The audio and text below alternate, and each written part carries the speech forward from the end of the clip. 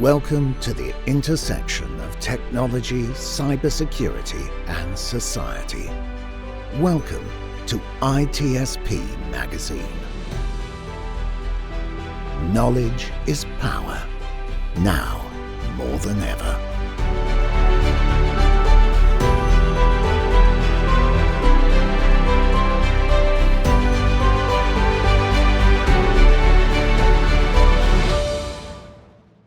Hi everyone, my name is Chloé Messdaghi, and welcome to another episode of ITSP Magazine's Secure Your Strategy podcast. And with me, I have two awesome guests. One is Tennisha, and I have Rebekah. Tennisha, why don't you tell us a little bit about yourself? Absolutely. My name is Tennisha Martin. I'm the executive director and founder of BlackGirlsHack, a penetration tester, and I'm excited to be here. Excellent. Rebekah, you're cute. Tell us about yourself. I thought you said, Rebekah, you're cute. I was like, oh, thanks. You are. Yeah. My name is Rebekah. Most of the squad at BlackGirlsHack refers to me as Beck. I respond to just about anything except disrespect. I have the distinct honor of being the Chief Operating Officer for BlackGirlsHack and excited to be here. Excellent. So we're going to talk about this thing called SquadCON. And if y'all are not aware of what SquadCON is, you're going to find out all the details possible, the mission and behind story. So why don't we first start? Which one of you guys would like to start off by telling us a little bit about SquadCON and the vision of it? I can take that one. Mm-hmm. Last year we did Girls Hack Village at DEF CON 30, and it was a epic success, in my biased opinion. And we basically had 3 days of amazing talks, and the whole purpose of it was to basically highlight women in the space. As you probably know from going to conferences, we don't see a lot of women speakers, a lot of women researchers and hackers that are basically given a platform to talk about their experience and their research and all of their things. So like we were like, hey, we're going to have like a whole village, which is like a little mini conference on just women in the space, and it was absolutely epic. We had like 30 speakers, I think, overall. 26 of those I think were women, which was absolutely amazing. And we did like hands-on workshops, and it was absolutely, I think, amazing. I think my personal favorite was part of the weekend was Director Easterly from CISA came, and she hugged me and took a picture with me. So like that is forever in my memory books. And then my second favorite, I think, would probably be the party. We had a 90s dance party that I ended up staying for 30 minutes because I was so exhausted. Vegas is so freaking hot, and like it was a lot as our first conference. So absolutely amazing. So we applied again for DEF CON 31, and we were not accepted, all of the sadness. And so we decided that we were going to do our own conference, which we're calling SquadCON, so that, even our male friends feel like they will be comfortable. We wanted to focus on inclusivity,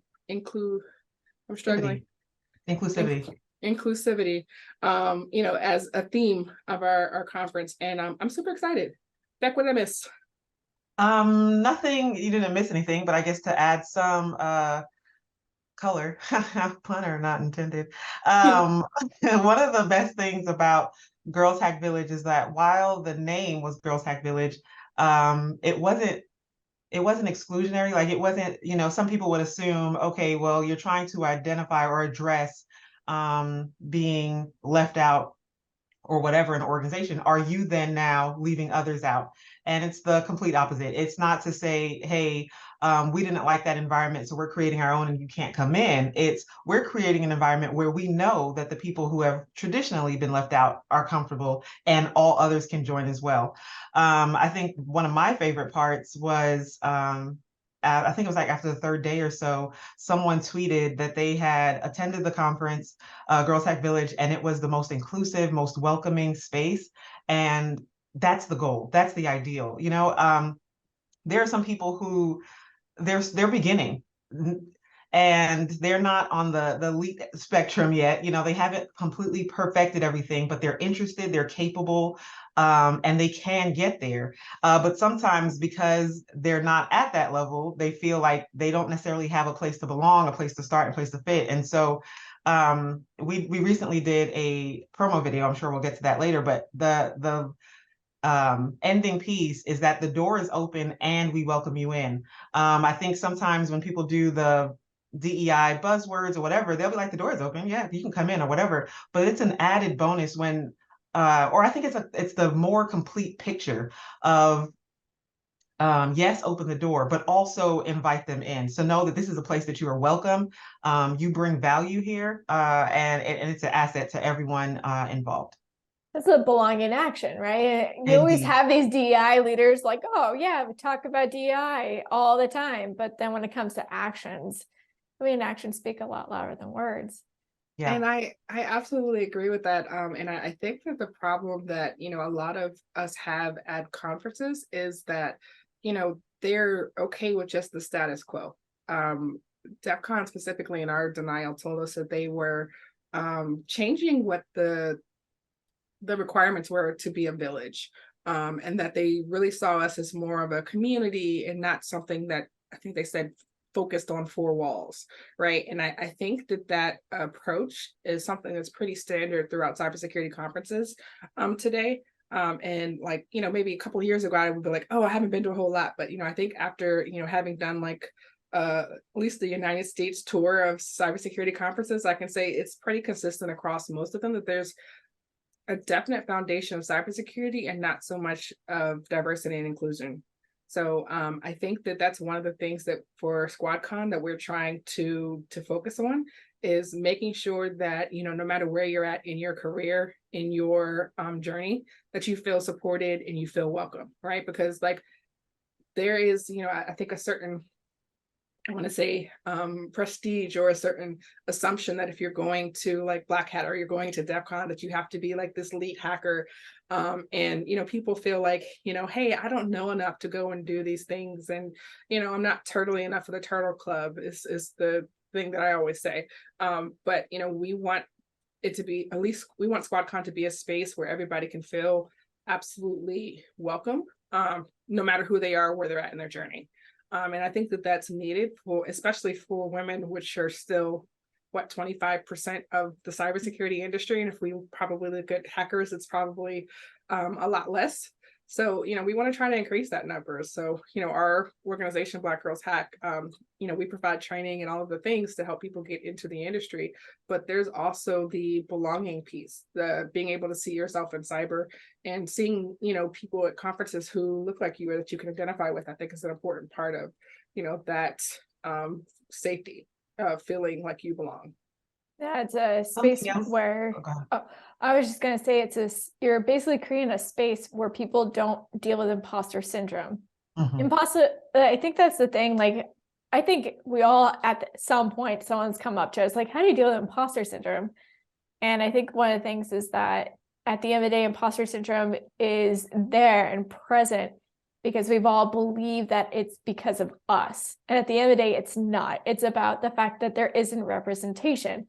So how are you going to feel comfortable in a space where you don't see people that look like you, or you go in a space where you're like, I don't think I belong here. Now you're having that imposter syndrome moment. And that's what DEF CON does to many people, but also Black Hat does. And even men experience this too. They walk in the door and they don't feel safe. They don't feel like they belong there because internally they don't feel like they belong there. And so I like what you guys are trying to do with SquadCON. You're providing a space where anyone could come in. And that's what I saw with the Girls Hack Village.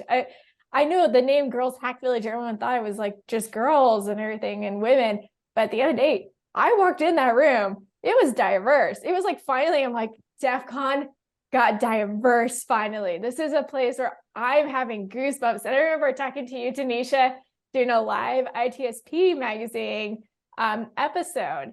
And I was just getting goosebumps, even having the conversation, being there earlier that day. I was just like, finally, we're getting somewhere in this industry. We're getting there.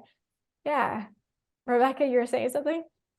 Yeah, when Tennisha was describing what happened, you know, response to our village application, and she said sadness. For me, it was joy, not to not be accepted, but the realization that if, you know, when someone says, I'm not going to say if they tell you who you are, believe them, but it's if to come into this club, all the girls have to wear heels, right? I can wear heels. I don't have anything against anyone who does wear heels, but that's just not my vibe. I would look like Thomas from Chronicles of Narnia. I would be stumbling. It's not a good look for me, right? So that's fine. So if that's what that club wants, you have to wear heels. That's okay. Have that club be for just the people who just wear heels. No shade to them. If that's what you want, then be good. What we're creating with SquadCON, and I think is worth noting, is that we're not saying now everyone who comes over here has to wear Chucks. What we're saying is it doesn't matter what you wear, what makes you comfortable. You're welcome. You can show up as your natural self. And I think that's needed and wanted. So for the people who are like, well, I like this environment where they only want this and that, by all means, carry on with your this and that. But we would like to create an environment where everybody, whether they're this, that, the other, or whatever, can also have a place where they fit. Absolutely. And I mean, not to mention the fact that, I mean, it's Vegas, it's probably gonna be 100 degrees. Like, do you need a hoodie? Like, I mean, I'll leave your Doc Martens at home, everyone. It's not Hey, going to be dang it. needed. I was gonna wear a hoodie with cut off sleeves and Doc Right? Martens, but I guess I have to change now. I So can definitely see that. yeah, I mean, at the end of the day, I love what you're all trying to accomplish here, the SquadCon, and I know it's May right now. We're having this conversation in May, and probably this is coming out in the very first week of June. But the thing that goes through my mind is, oh, we have a short runway right now. What do you need for people to do? What are the actions that are needed to make this successful? And how can listeners get involved? Because I'm sure we're going to have some people that want to raise their hands and they want to know ways. Ways are, behind scenes, and ones that are more public facing. And what are those options for both of those type of parties? Absolutely. So I think that the biggest thing that we need on this very short runway is funding. So we're looking for sponsors for our conference. And that is important because, when we were part of the larger like DEF CON community, like they basically provide the space for you. So we had planned on, doing all the things that we did last year, but, we weren't necessarily budgeting for, basically having to pay for a venue and audio, video, and internet costs and all those things. So, the biggest thing that I would like to see is that for companies who, are still saying like, hey, diversity matters, inclusion matters, for you to put your, proverbial money where your mouth is, so that we can make sure that we're able to host this event. I think it's a super important work, not just because, the branding possibilities, but also because I think that it's absolutely important that we see more women in underrepresented communities in the cybersecurity space. That's the biggest thing. For the people who like want to stay behind the scenes, or like, hey, I'm supporting, but I don't necessarily have money, or I don't necessarily have buying power. Sharing on social media, sharing on like we're on LinkedIn and Twitter and Instagram and all of the things. And just sharing our post about SquadCON is super important, because maybe somebody that you're sharing with, I think is able to support financially. The other thing we're looking for is volunteers, especially if you're already going to be in Las Vegas, and speakers. So we want to make sure that we have a diverse lineup of speakers and events and doing all of the things.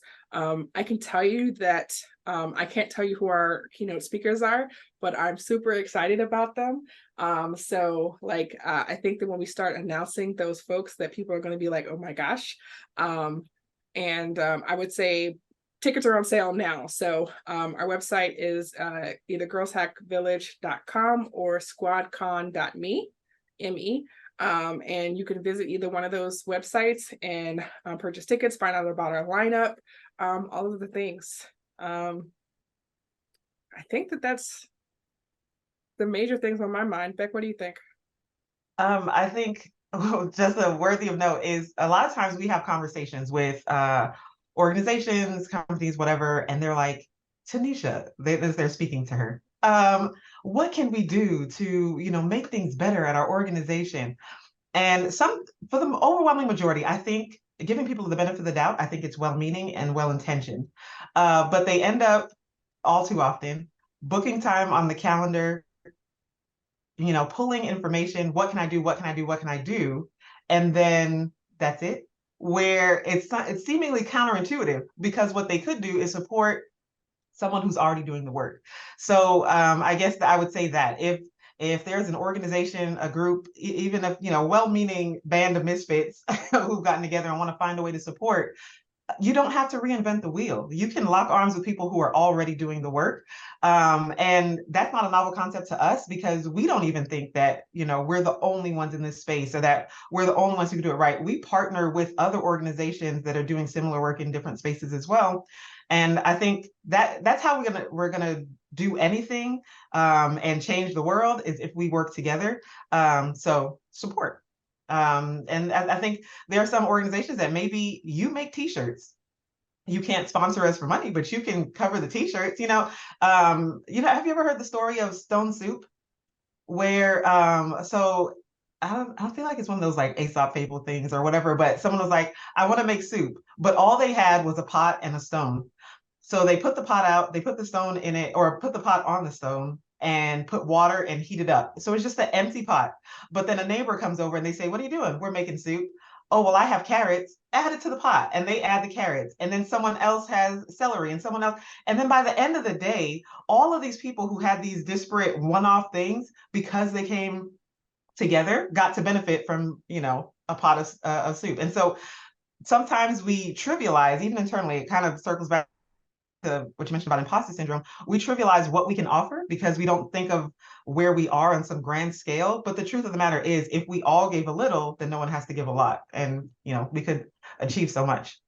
I think also your point about like people like talking to Tennisha, I'd be like, Tennisha, tell me, how can our company do better? Cool. You just got free advice. Exactly. So she took the time out to tell you what to do on your strategy.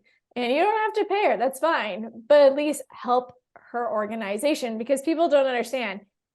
If you don't have funds, you cannot have a mission. Right. And you cannot run things. And so it's always awkward and uncomfortable to ask for funds. But at the end of the day, it's like, if this is something you believe in, if you believe that everyone should have the ability to be in this industry, and if you're one of those companies that has said that yourselves, show your action. If you can't afford it, do so. If you can't afford it, I know that there's budget cuts and everything. What you can do at least is, figure out a way where you could get your teammates to volunteer. And if they volunteer, you could give them some sort of benefit as, all right, if you volunteer for the day, I'll give you 2 days off the following week. You can find ways and solutions to always be a part of something. And like you said about the stone soup story, is that if we don't all contribute, this is going to be a problem, because we're never going to have change. We're never going to have spaces, and our industry is never going to change. And what's going to end up happening is, I don't know, if our industry doesn't change or doesn't get any better, why are we still responsible for recruiting new folks to join it? Absolutely. Right. And I think the other thing is that, when we're taking a look at the different ways that we can try to give back, I think a lot of people often say to themselves, well, I give back in this way, or I do this thing, right?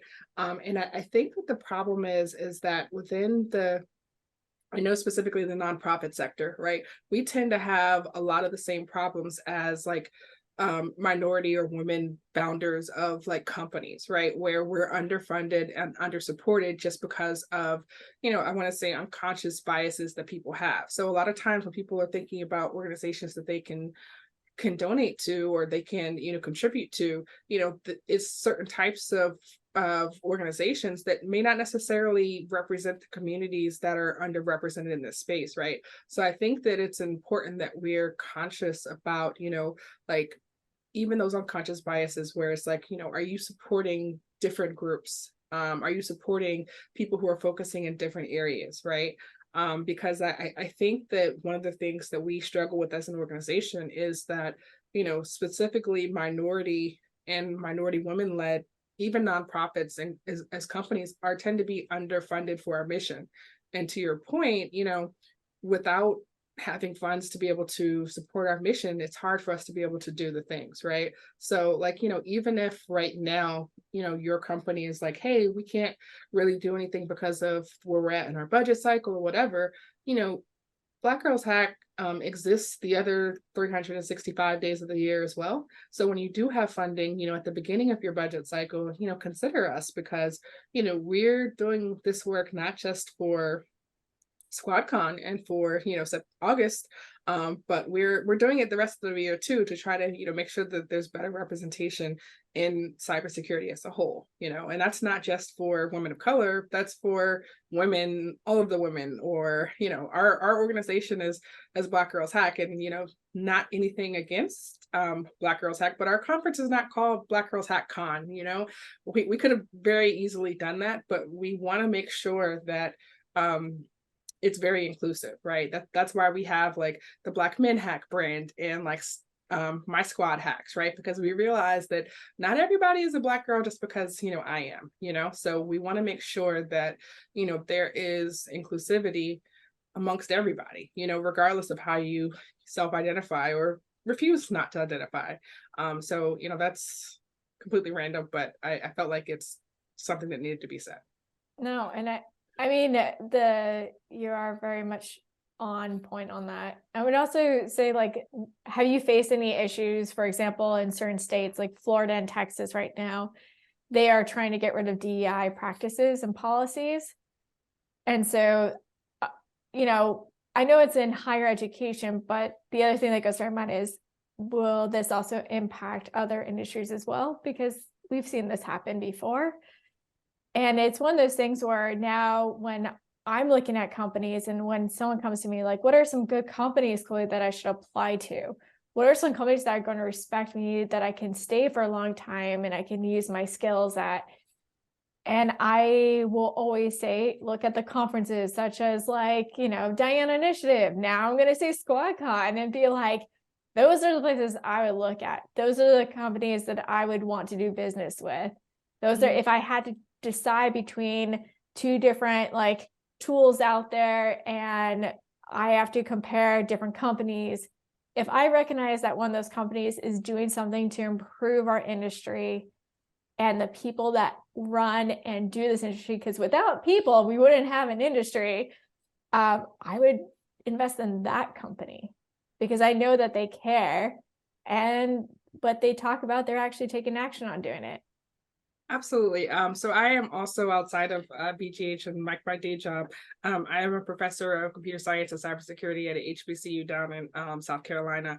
And one of the things that I think bothers me, especially with a focus on education like I have, is that, without covering history, we're doomed to basically repeat the things that, we should have learned and grown from. The whole point of me starting Black Girls Hack as an organization was because I wanted the people who are coming behind me to basically learn from my experience and then be able to not have to repeat the same mistakes that I made, and be able to, basically have a more streamlined, efficient approach at like living in life and careers in tech and cybersecurity. So the whole concept of like, hey, we can't talk about these things because of XYZ, it's problematic to me. And I think that the biggest problem for me is the companies that are still supporting like this craziness. Like I every day have to try to convince myself not to post on socials like, are you guys like watching this? Like are you still like supporting these people? Like what are we thinking here? Like just collectively. But I think that it's important that, like I said, that people are putting their money where their mouth is. Even subconscious things like, where are you holding your conference at, right?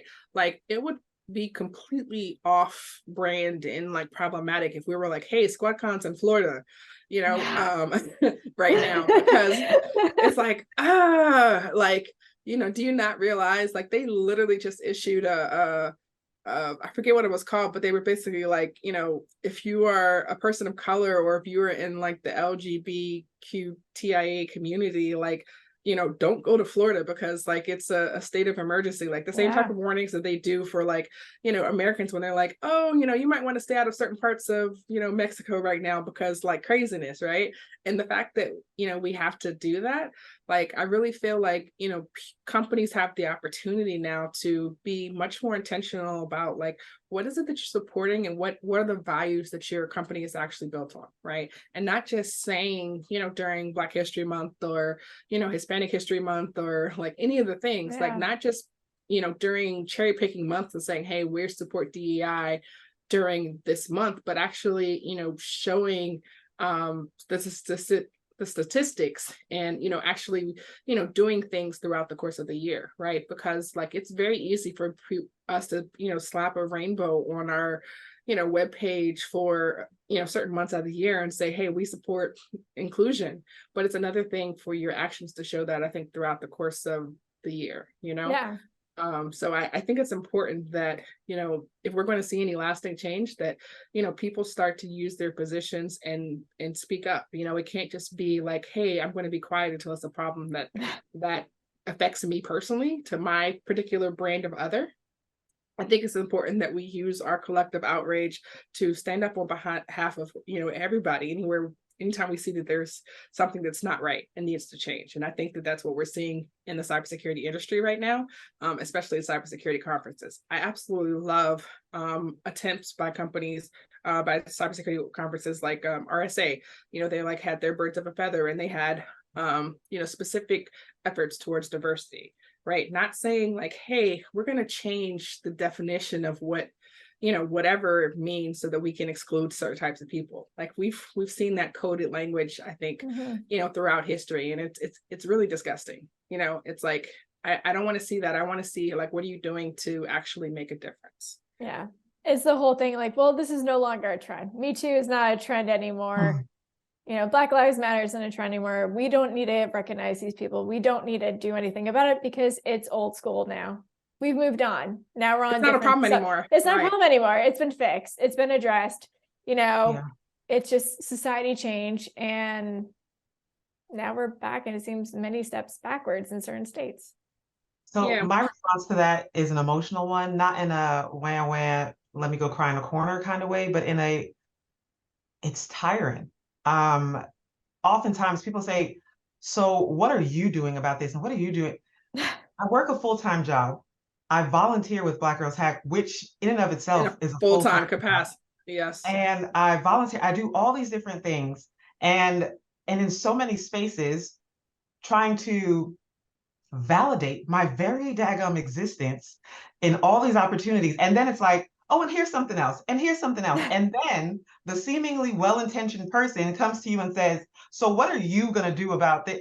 Can you help? Yeah. Can we work together? Seriously, like, why can't we just work? Like I don't understand that. I'm only so strong. I will do all that is within me to do, and I will pray for extra strength to do more. But at the end of the day, there's only so much. Oh, you didn't get the memo. It's your job to fix this problem, right? This problem that has nothing to do with you needs to fix it. It's the other people that don't want to do anything because they have privilege and don't want to acknowledge they have privilege. My cape is at the laundromat. All I can do is all I can do. So sometimes it's both. Where it's frustrating and where it's tiring and truthfully overwhelming because there's so much. That's what brings me hope and joy for what we're trying to do with SquadCON, because it's there's another proverb I like to read, and I say random stuff, but if you want to go far, go by yourself. No, if you want to go fast, go by yourself. If you want to go far, go together. It is a long journey to accomplish all the things that we seek to accomplish. Everyone talks about the skills gap in cybersecurity. Everyone talks about what we need to do to improve our industry. Okay, let's start working. Let's start, taking action towards achieving these goals instead of just talking about it. And we can, because if people just want talking points to be at conferences, you can come to our conference, you can have the same talking point. That's fine. But at some point, we actually have to put, hand to stone, whatever, and work. And we can't do it alone. And it takes everyone. And that's kind of the idea of SquadCON. It's like Autobots, let's, come together and roll out. I'm incredibly thankful, and I know several other people in this industry, and even the people that are going to attend your conference, are incredibly happy and proud of it. And the reason for that is that there are so many people that felt like they've lost their voice because they're worried about, if I speak up about something that happened that was racist or sexist or homophobic, I will lose my job.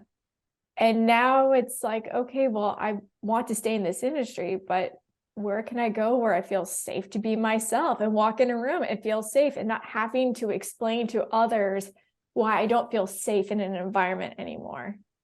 Right. Or why that matters. Right? Exactly.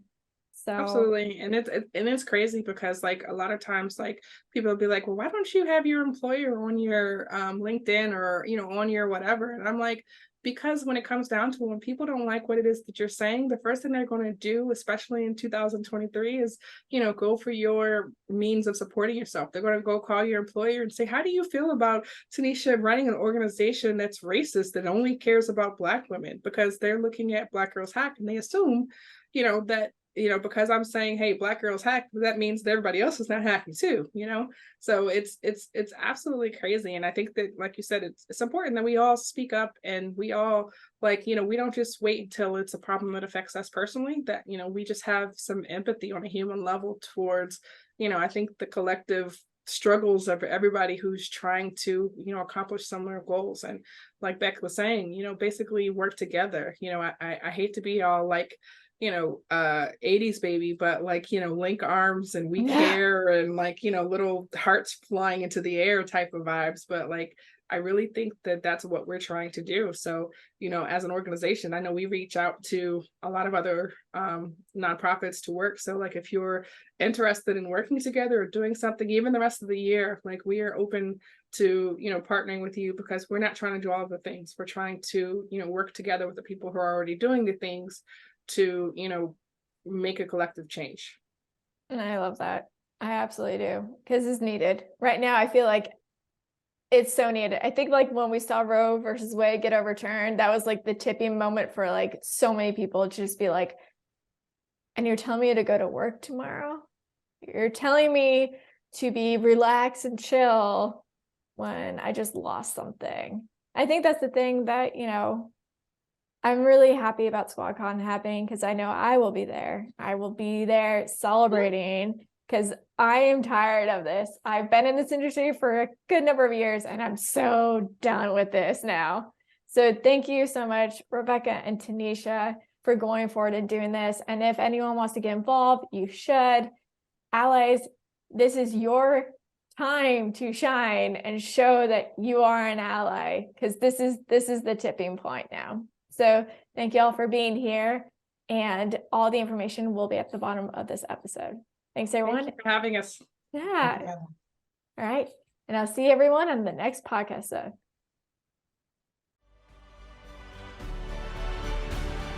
We hope you enjoyed this conversation. If you learned something new and this story made you think, then share ITSP Magazine with your friends, family, and colleagues. If you represent a company and wish to associate your brand with our conversations, sponsor one or more of our columns. We hope you will come back for more stories and follow us on our journey. You can always find us at the intersection of technology, cybersecurity, and society.